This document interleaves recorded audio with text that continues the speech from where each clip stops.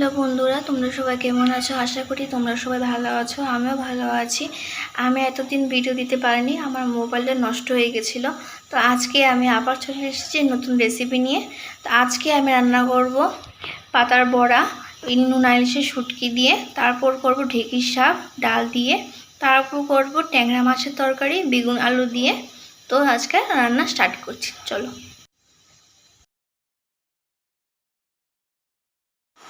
আমি আগে প্রথমে ঢেঁড়ি শাক করে নেব। ঢেঁড়ি শাকের রেসিপি আমি আগের ভিডিওতে দিয়েছি, আজকে আমি দেখালাম না, যেহেতু আগে আমি ঢেঁড়ি শাকের রেসিপি আমি দেখিয়েছি। চাল কুমড়ো পাতা দিয়ে নোনা ইলিশের শুটকির বড়ার জন্য প্রথমে আগে আমি চাল কুমড়ো পাতাগুলোকে আমি আধ ঘন্টা ধরে ভিজিয়ে রেখেছিলাম লবণ দিয়ে। আমি এখানে নোনা ইলিশগুলো লবণ যেহেতু, তার জন্য আমি গরম জল দিয়ে আমি ভিজিয়ে রেখেছিলাম 5 মিনিট ধরে। আমি এখন খোসা ছাড়িয়ে নেব। তারপর আমি এখানে 4-5টা আমি পেঁয়াজ নিয়েছি, আমি কিছু কুচিয়ে নেব, কিছু পেস্ট বানিয়ে নেব। আমি করার জন্য আমি কাঁচা তেল ব্যবহার করছি, কাঁচা সাদা তেল ব্যবহার করতে পারি না। আমি এখানে কম তেল দিলাম, বেশি তেল দিলে পরে বড়াগুলো হবে না। আমি বড়ার জন্য আমি এখানে পেস্ট দিয়ে দেবো প্রথমে, তারপর দিয়ে দেবো কুচানো পেঁয়াজ, সবগুলো দিয়ে দিচ্ছি আমি। তারপর দিয়ে দেবো লঙ্কা গুঁড়ো, কাশ্মীরি লঙ্কা ব্যবহার করছি আমি এখানে কালারের জন্য। দিয়ে দেবো অল্প করে পরিমাণে লবণ, বেশি দেবো না। মশলাগুলোকে ভালো করে কষিয়ে নিয়েছি, আমি কম তেল দিয়ে মশলাগুলো করেছি। বেশি এক্সেস মশলা ইলিশ মাছগুলোকে আমি ভেজে নেব।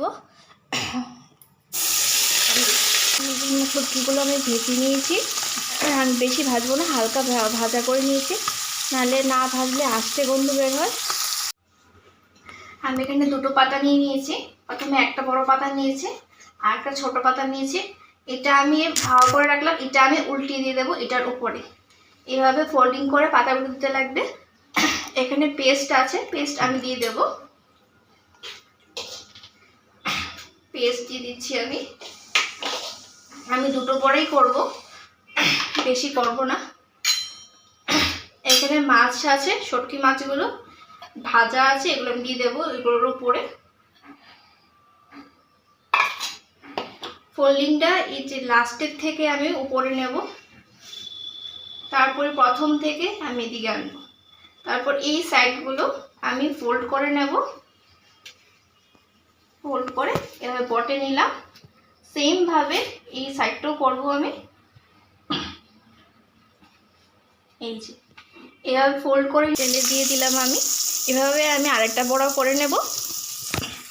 আমি শুটকির বড়াগুলো আমি দিয়ে দিয়েছি, এখন ভালো করে এক সাইড হোক, তারপরে উল্টিয়ে আরেক সাইড দিয়ে দেবো আমি। এগুলো হয়ে গেছে, আমি এখন হাই ফ্লেমে আমি একটু ভেজে নেব বড়াগুলোকে, তারপর নামিয়ে নেব।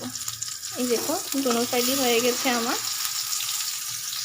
বেগুন দিয়ে ট্যাংরা মাছের জন্য আমি ট্যাংরা মাছগুলো ভেজে নেব। আমি হলুদ লবণ দিয়ে দিয়েছিলাম, আমি ভিডিওটা করতে ভুলে গেছি। আমি এখন মাখিয়ে আমি গরম তেল দিয়ে দেবো। ট্যাংরা মাছের তরকারি করে নেব। আমি সোমবারে দিয়ে দেবো মেথি, দিয়ে দেবো কেটে ধুয়ে রাখা আলু বেগুন।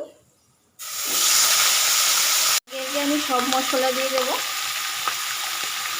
দিয়ে দেবো জিরে গুঁড়ো, দিয়ে দেবো ধনে গুঁড়ো, দিয়ে দেবো হলুদ গুঁড়ো, দিয়ে দেবো শুকনো লঙ্কার গুঁড়ো,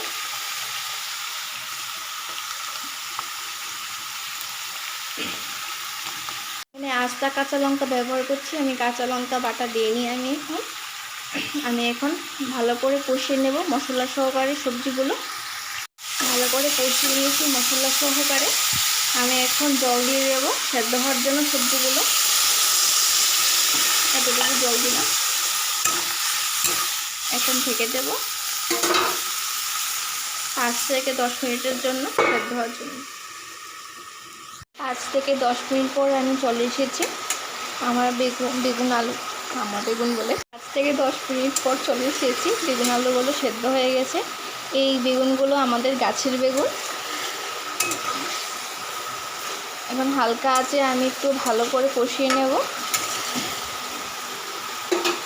ভালো করে কষানো হয়ে গেছে, আমি এখন জল দিয়ে দেবো ঝোলের জন্য। একটু জল দিলাম আমি।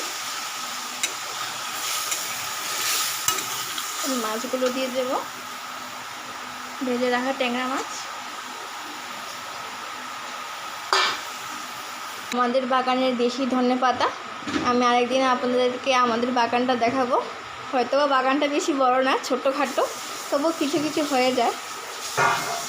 ধনেপাতাগুলো আমি দিয়ে দেব। এখন ভালো করে ঝোলটা ফুটুক আর একটু, তারপর নামিয়ে নেব আমি।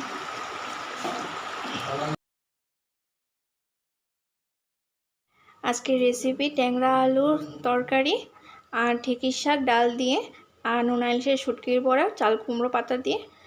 আশা করি আপনাদের ভালো লাগবে এই ভিডিওটা। ভালো লাগলে লাইক, কমেন্ট, শেয়ার, সাবস্ক্রাইব করে দেবেন প্লিজ। আর আপনারা ভালো থাকবেন, সুস্থ থাকবেন, ভগবানের কাছে প্রার্থনা করি।